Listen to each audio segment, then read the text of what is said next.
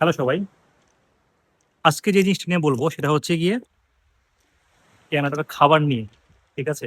এবং এটা অবশ্যই সাধারণত ভালো কিছু বলি। এই জিনিসটা ভালো না। ঠিক আছে?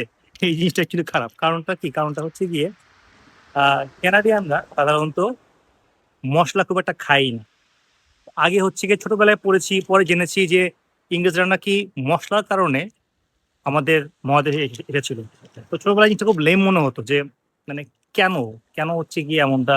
মানে একটা মশলাদার মানুষজন কেন হচ্ছে গিয়া এক দেশে এক প্রান্ত থেকে দেশ না অ্যাকচুয়ালি গ্রহের এক প্রান্ত থেকে আরেক প্রান্তে চলে যাবে। ঠিক আছে? এটা আমার কাছে খুব লেম মনে হতো। কিন্তু এখানে আসার পর এবং বিশেষ করে খাবারগুলো খাবার পর বুঝতে পারলাম যে আসলে কেন? কারণ এইখানকার খাবারে কোনো টেস্টই নাই। আপনি বাংলাদেশে থাকতে KFC খেয়েছেন, হয়তো দেশের বাইরে গিয়েও KFC খেয়েছেন।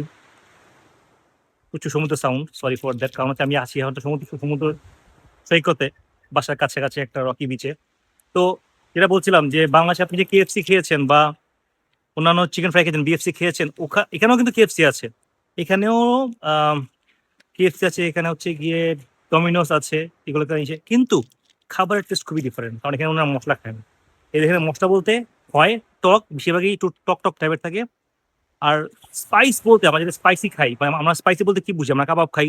কাবাবের মধ্যে অনেক মসলা থাকে যেটা কিনা ঝাল থাকে but at the same time টেস্টিও থাকে। এইখানে এখানে মসলা বা স্পাইসি মনে হচ্ছে কি একদম মরিচ।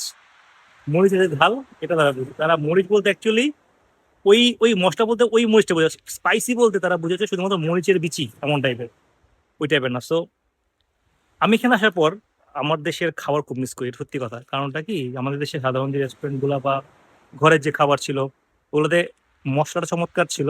খেয়ে মজা পেতাম। এখানে মসলার অবস্থা হুম, ভালো না।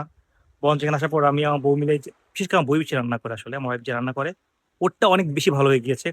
মানে বাইরে খাওয়ার চেয়ে এখন ঘরে বেশি খাওয়া পড়ে। দেশে থাকতে বাইরে বেশি খেতাম। এখন ঘরে বেশি খাই। এই কারণে। কারণ হচ্ছে ঘরে খাওয়ার বেশি মজা এখন বাইরের তুলনায়।